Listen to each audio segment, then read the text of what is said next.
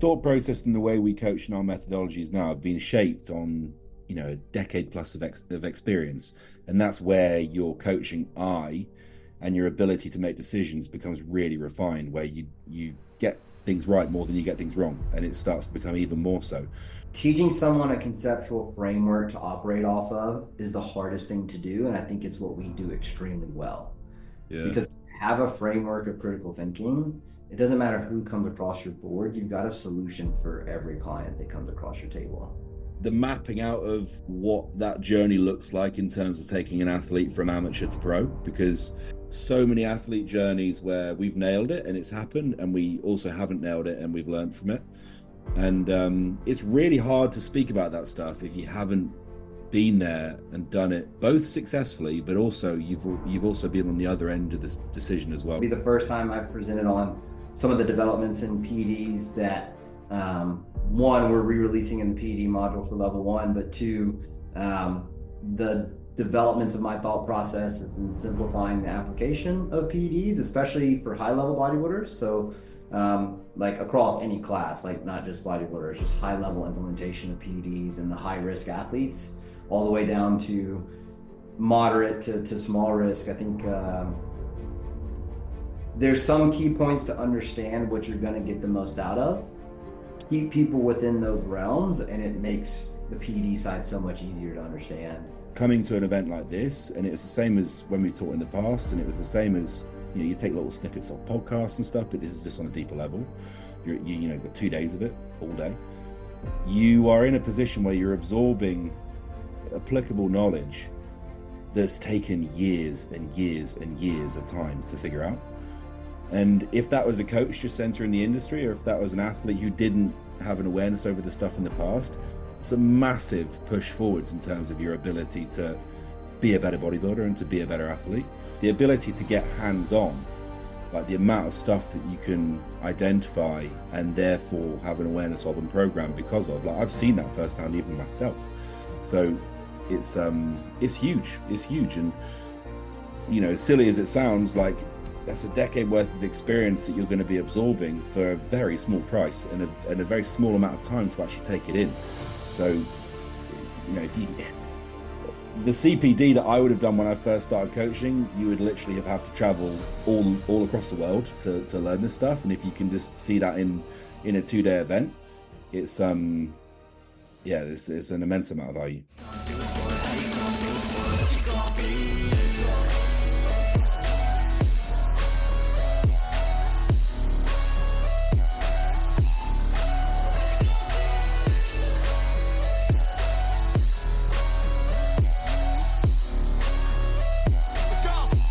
Bit of a quick podcast today. We've got Cal and Luke preparing for our first and only Australian seminar and workshop.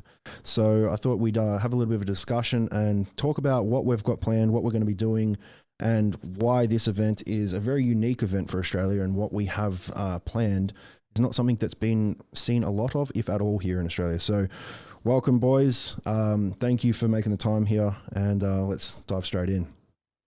Let's do it.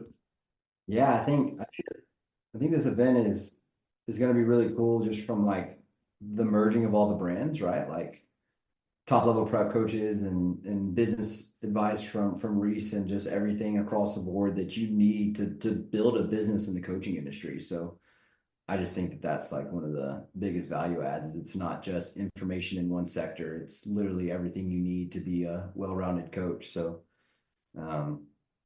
plus, we get to come to Australia, Cal. Yeah, it's not a short one, so it wouldn't be something you do every year. But yeah, I'm excited. It's going to be really cool. It's something I wanted to tick off for a long time.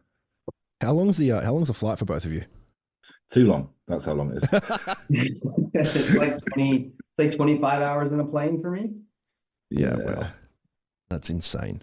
I was talking to someone that's interstate here. They're like, "Oh man, like, why aren't you guys doing like interstate?" I was like, "Dude, they're spending 25 hours on a fucking plane. Like, I think you can fly 2 hours. It's not that bad." Yeah, exactly. Yeah.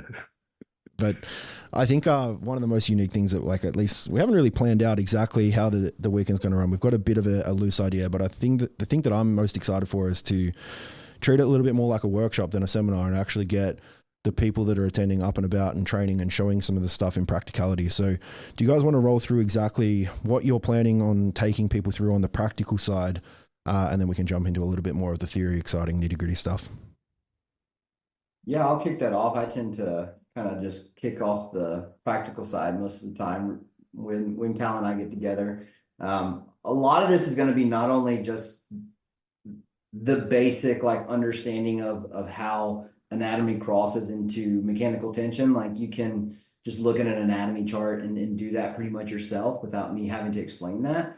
Where I think the value is, and where I think we solved a lot of problems the last two seminars that Cal and I did together. The last one was previously in Dubai, and the one prior to that at FLF, is functionally understanding where bodybuilders or physique athletes, or even just people that are generally trying to develop their physique, really fall short in movement capacity in order to be able to get the most out of their training. People greatly undervalue the stimulus that is provided by training, which is, in my opinion, so idiotic, because it's the core stimulus that progresses hypertrophy, right? And so if you've got like functionally a glass ceiling on what you're capable of doing, by default, you're putting a glass ceiling on what you can do from a hypertrophy perspective. And it's so simple, right? Like, and the example I use to explain this is, if you have access to this amount of range of motion, right? Functionally, that's all you have. We know with like strength curves and resistance profiles that on the ends of those ranges that you have large strength drop-offs. So if you are training in those ranges with large strength drop-offs, you're not able to maximize tension in fully lengthened range where we're actually going to be able to get a large mechanical tension. But if I give you the capacity to move past what we're actually using in the range of motion of exercises, then we're starting to be able to kind of raise that glass ceiling of strength production and force production, as a result mechanical tension, and then as a result hypertrophy, kind of like as a tertiary end result of fixing all that. So the on the floor stuff will be extremely in depth. So bring your glasses to match mine and to be a little bit of a nerd, and your notebooks and everything, and we'll dive super deep. I've actually changed how I taught this from some continuing education I did in a couple different sectors. So I'm really excited for it. It's going to be the first time of me presenting my new model of functional presentation in bodybuilders. So I'm really excited for it. What's made the main change there? Like, obviously you've done a little bit more of continued education. I can imagine this is going to have pretty contextual application from like the in the gym feeling of the, I guess, the sensation and the stimulation combined, but then into program design as well, how it actually kind of fits into the athlete. Yeah. What's been the main differences there? Yeah, it's an understanding of how the limits in the planes of motion that we actually train in actually end up limiting our capacity in the planes of motion that we train in. So the classic example that I give for this is we don't move a lot in lateral planes or anything that provides torque throughout the hips, right? We're pretty much straight line movement patterns, right? And we don't realize this, but we have joints that are, I would classify as mobile joints, that actually have to go through all three planes of motion and torque and to be able to provide maximal force output in these patterns. And so the classification system that I'm using now to describe this just makes it a bit easier to understand. And then also how that integrates into program design so that we can train planes of motion that we don't get into to carry back into the actual patterns we're using for hypertrophy. So it's, you got to zoom out to zoom in type of a thing, but it's laying some base understanding of concepts first, and then we get into the program design pretty nitty gritty. And then it's going to change kind of the way that you write program design moving forward with the new classification system I use to kind of classify different joint structures. And then once we classify the joint structures, we can now understand how these joint structures affect how we drive tension through these muscle tissues. And then off the back of that, change the program design according to where we're really limited as people who train in pretty much the same planes every single week. Yeah. I think, Carl, you would probably agree here that like what we have planned here is it's ultimately designed well for coaches, but not exclusively and only accessible for coaches. Obviously people that compete would get benefit here too, looking at like the structure of a peak, the nutrition, and the plans that go in behind that, and the PDs that I guess roll into a show.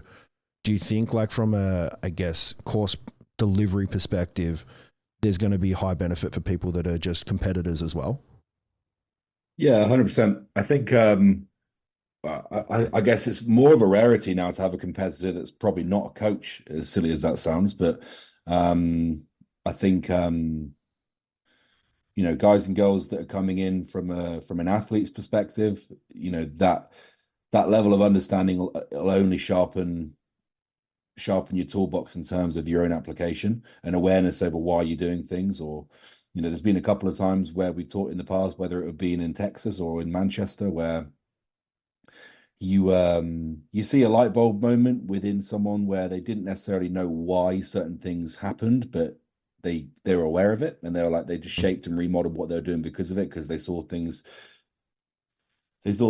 change. But then it's like light bulb moment as to, oh no, I actually get it. Yep. And that deeper level of understanding is the one thing, that's the one thing that's allowing you to make those decisions at the right time in the right manner next time. So I think from an athlete's perspective, it's massive, because the more awareness you have and the bigger your toolbox, the better your execution at the end of the day, regardless of whether you're a coach or an athlete. Yeah, it's one of those things that you're gonna implement so much harder, so much faster once you have an understanding profile of the outcome expected, not just do the thing. Yeah, for sure. Cal, do you think that improves feedback from the athlete as well, with a better understanding of the variables? I found that people that come to the continuing education seminars or workshops that we do, their ability to give back feedback in the coaching process just drastically improves when they have that understanding as well. Yeah, because you start, from an athlete's perspective, if you're not involved in the coaching side, having a coaching cap on you is still valuable from your perspective as an athlete, because if you can think in that multifaceted way where you've got two caps, it's like, right, I'm in athlete mode and I've just got to get the work done, but I can also put a coach hat on where I can be aware of why I'm doing certain things and learning from it and improving my decision making. Like, your communication with the coach that you're working with, or even if you're coaching yourself, it's only going to refine everything you do. And that goes to training, but that also goes to, how you're approaching peak week. That goes to how you're approaching 4 weeks out, 8 weeks out, PED application, managing your health markers through that process. Everything that's entailed within that to maximize the process is the deeper level of your understanding, the better your application, the better your execution. Across the both of you, how many pro athletes are we talking? Quite a few now. Yeah, I don't know where my number's at, but I'm in the double digits for sure. Yeah, and you'd be likewise, Cal. Yeah.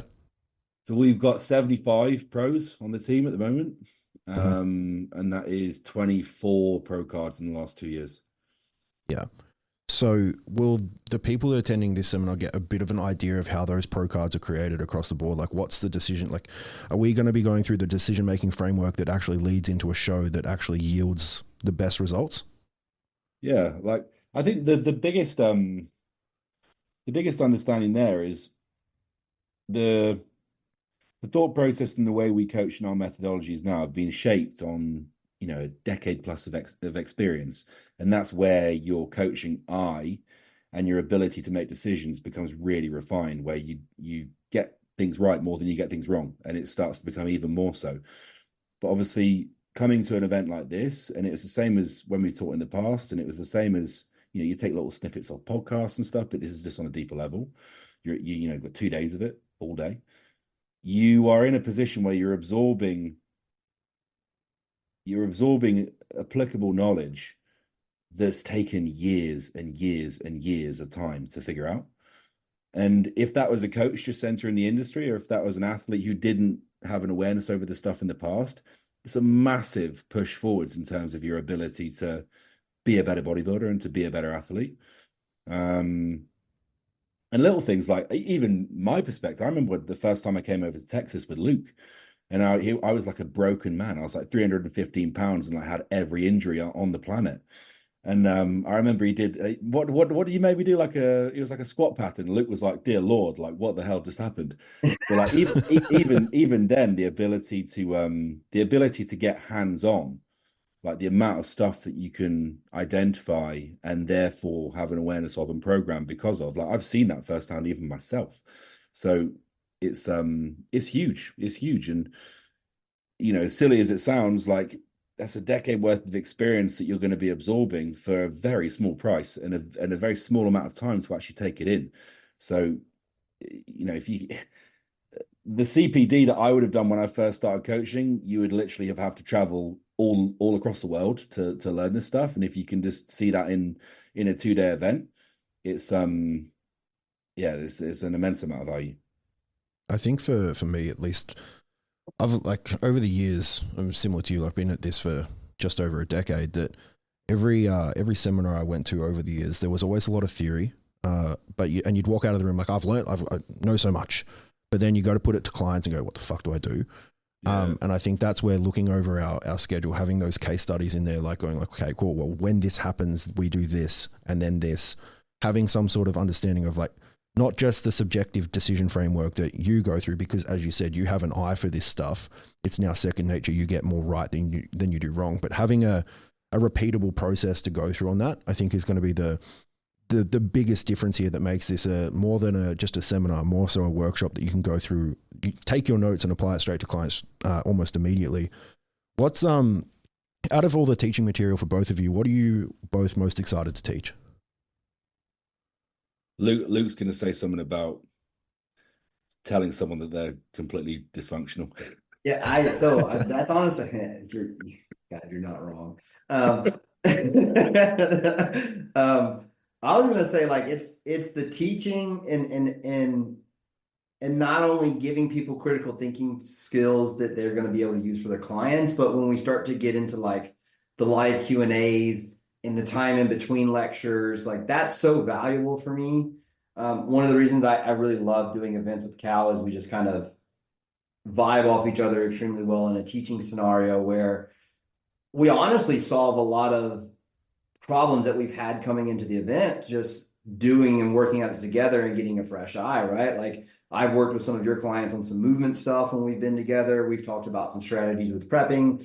Well, when we've been together for some of my clients, we've solved a lot of problems in the room and kind of those times in between and kind of gotten back there. So, well, yes, I really love showing people how much they suck at movement because it's such a low-hanging fruit to improve someone's process. Yeah. I think it's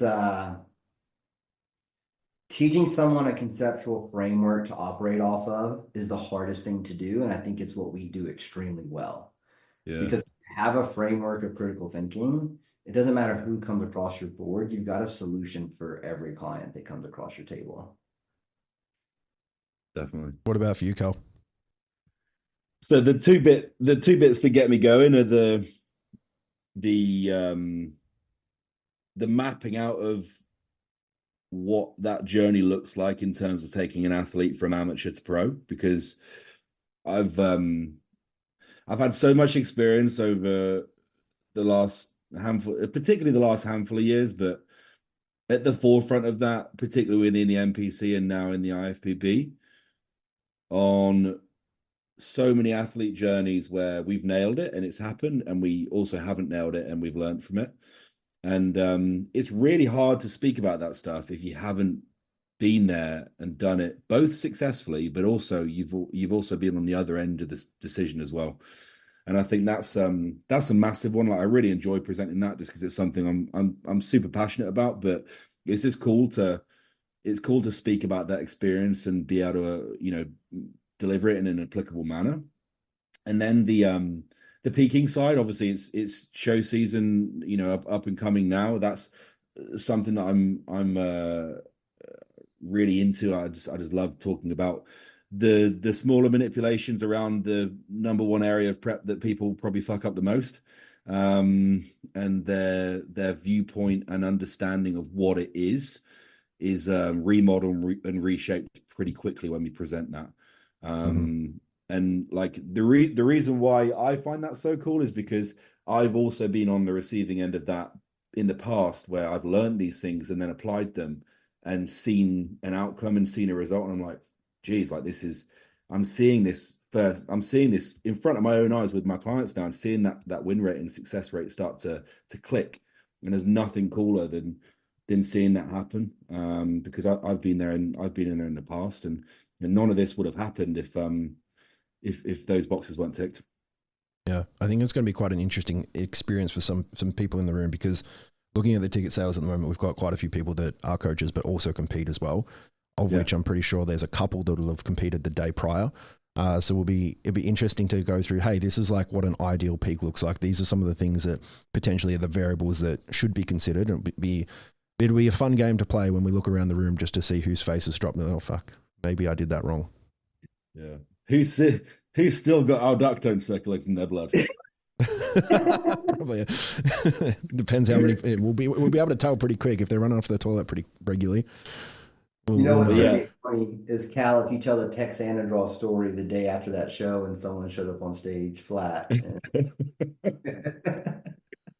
But that's going to be the fun part, looking around the room to see either competitors coming off a pretty fresh comp, or those that are, pushing out into a show a few weeks away, to see the cogs start to turn and be like, okay, maybe I'm starting to understand the plays that my coach is making or not making.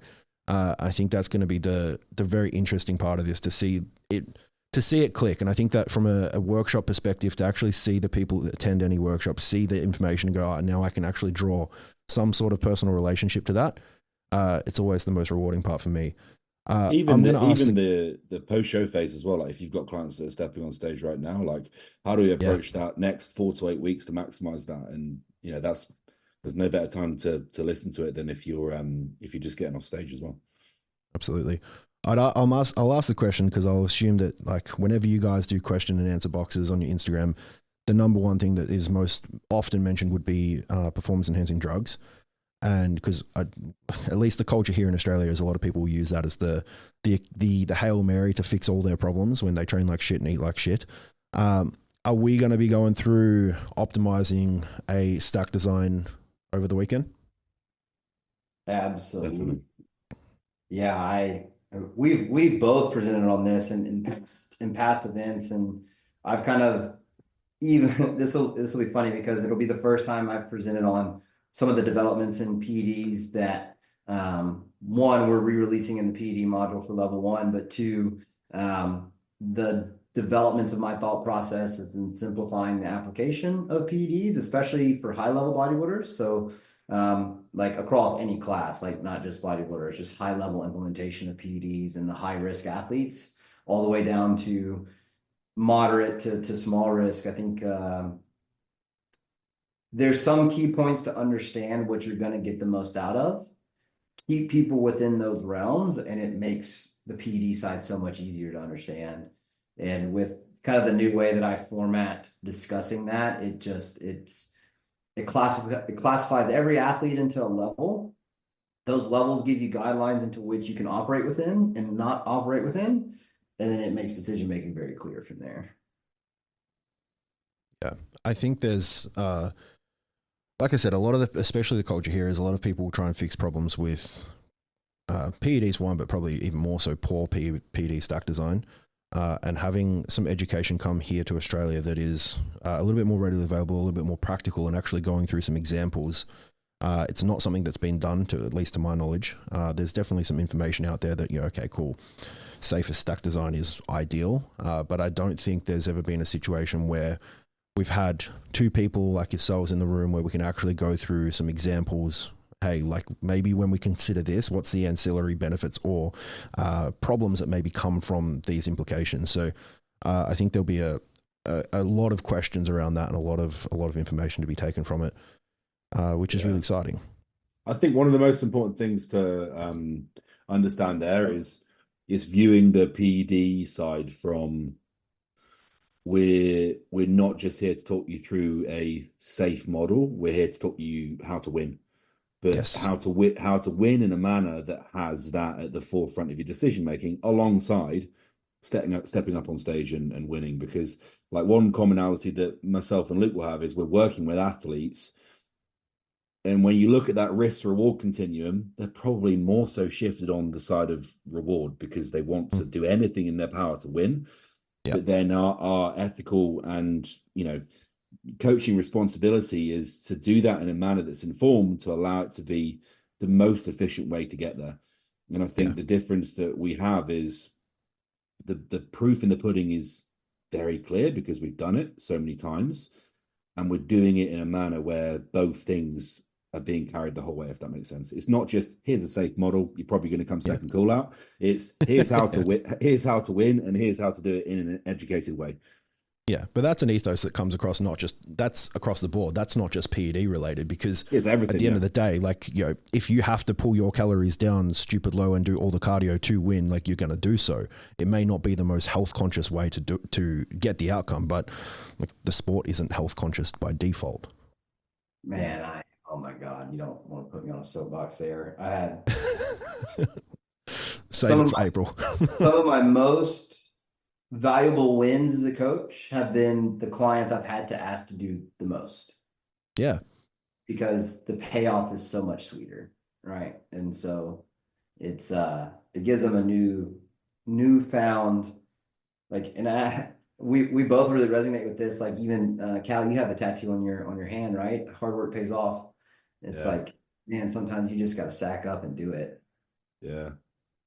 Well, that's the same with business. Like, the amount of people I speak to on the regular, that they just want to be efficient. They just want to be that online coach that lives that laptop lifestyle, but they won't do all the shit that's required to get there. And it's like, the three of us have built companies that over years and years and years of doing all the bullshit, and then finally it became something of worth.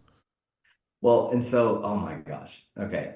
And this might be a good story to kind of round it out, but the thing of being there, Cal, I think our Dubai trip is the epitome of what it takes to do it at the level that we do it. Because, oh my gosh, Cal, do you want to tell that story real quick so people get an insight into the level of insanity we have to operate? I can't remember the actual time that we got there, but I'm pretty sure we arrived there the night before. We pretty much were in Luke's room working until about an hour before the seminar started the next morning.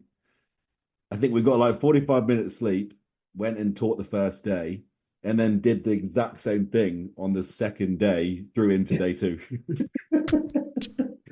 We had so many check-ins with the flight and so many people competing that weekend. We were just like, I can't sleep. It's just not an option. And I'm pretty sure on the second day we ordered room service, and it was like, I'm gonna get some dinner now, and it was like 4:30 a.m. in the morning. They delivered salmon with chips and a burger for Cal at like 4:15 in the morning, and he was like, I hope you enjoy your breakfast. I was like, this is not breakfast. Brother, this is dinner. We do what you got to do, though. That's the thing, man. Like, I think that's the unglamorous life of a functioning business. Yeah, man. Yeah. So the jet lag for the Australia trip. I'm buzzing for it. I can't wait. Yeah. Well, what do you say yesterday, Carl? Hey, just heads up. If I'm not flying business, I'm not going to get there alive. Yeah, I won't actually make it. Like, it's a fact. I won't make it. Yeah, mate. I would not be. I'd be the exact same going your way. I think we'll wrap it up there, guys. Thanks for taking the time. We've got the 14th and 15th of April, a 2-day full event for all those that are listening today. I'm just going to executive decision. We'll throw a discount your way, 10% off. Use the code podcast. Thank you, guys. All those that are listening, we look forward to seeing you very, very soon. And can't wait for having you guys jet lagged over here in Australia. I look forward to it. Thanks, guys.